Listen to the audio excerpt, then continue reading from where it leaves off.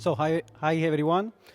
I am Maurizio, editor of Power Electronics News and European correspondent of E-Times. We are here at Power Electronics conference in Munich, and I am together Tony Astley, Sales Director of GaN System. Hi Tony, how are you? Hi Maurizio, very well, thank you.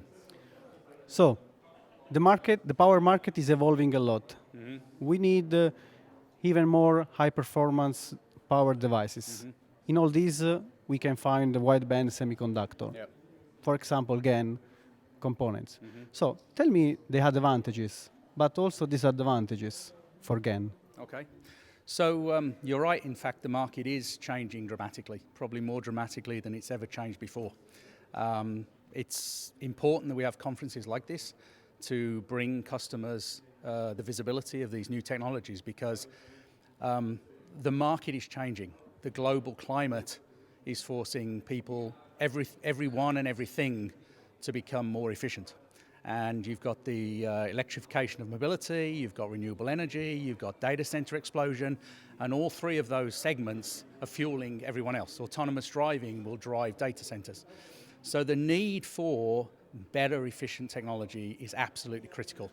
And the adoption of the new tech, or the changing markets, for those that adopt this technology quickly, there's huge advantages. For those that adopt it slowly, there's huge risks. You've only got to look at the automotive market. Different technology, different business model, different customers, different competitors. Yeah, great. So if we look at GaN generically, the real advantage of GaN is the incredible switching performance. But it's an incredible switching performance on a silicon substrate, manufactured in existing fabs. So that gives you a perfect price-performance ratio. And that means that customers can get higher performance, smaller, lighter, more efficient, lower cost systems. The real disadvantage at the moment is really only the limitation on voltage. Yeah, also the cost, I think. The cost is coming down just like normal semiconductors. With volume, the cost will come down. It's a standard silicon substrate. It's a 6-inch wafer today. It's manufactured in existing, highly depreciated fabs that already exist, no big investments. And so really, it's only the volume that's preventing the cost coming down to the levels where it makes it very attractive. And even in today's applications, some of the system level benefits are huge. Yeah. So what need we must do again for a complete adoption with the GaN components? So for example, for electrical vehicles. What do we need to do? Really, it's a case of, I think everybody understands the benefits, and it's a case of executing on the transition from the old technology to the new, understanding which technology goes in which application the best. So the competition between silicon, GaN, and silicon carbide should stop.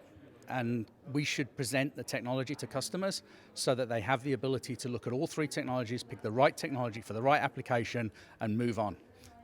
Good. So just to conclude, can you show me your latest products and what are you showing now? Okay, so we have a range of applications here that sort of go from everything from small consumer adapters right up to, with our latest product, the 150 amp die, 650 volts, 10 milliohms, right up to modules that can deliver performance up to 200 kilowatts of traction.